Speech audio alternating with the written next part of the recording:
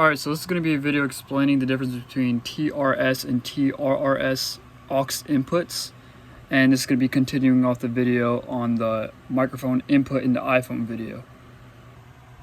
So basically the biggest difference between TRS and TRRS auxiliary inputs is, like on this aux input, this is a TRRS aux input. There's 4 sleeves separated by those black lines. And like on this aux input, this is a TRS auxiliary input, and there's only 3 sleeves separated by 2 of those black lines. And this could be applied to any aux input. So on this one, this is a 1/4 inch jack input. This one also only has 3 sleeves, so it's TRS. So basically on the other setup video that I had with the microphone going into the iPhone, we use this Y cable, and I'm just going to briefly explain why we use this certain cable with involving the TRS versus TRRS inputs. So the reason we're using this specific Y cable is so we can trick the iPhone into thinking we're inputting a microphone into the iPhone. That is what the TRRS male cable is doing.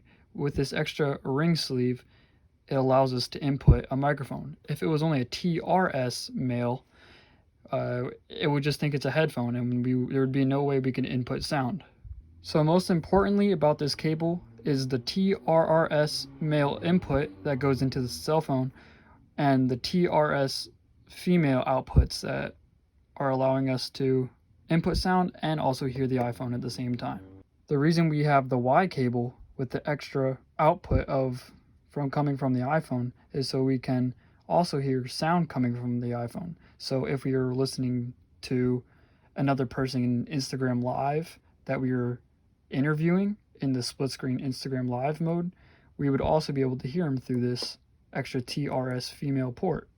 The reason I have the Y cable specifically set up as only a TRS auxiliary input instead of a TRRS is because most microphones only have a TRS input.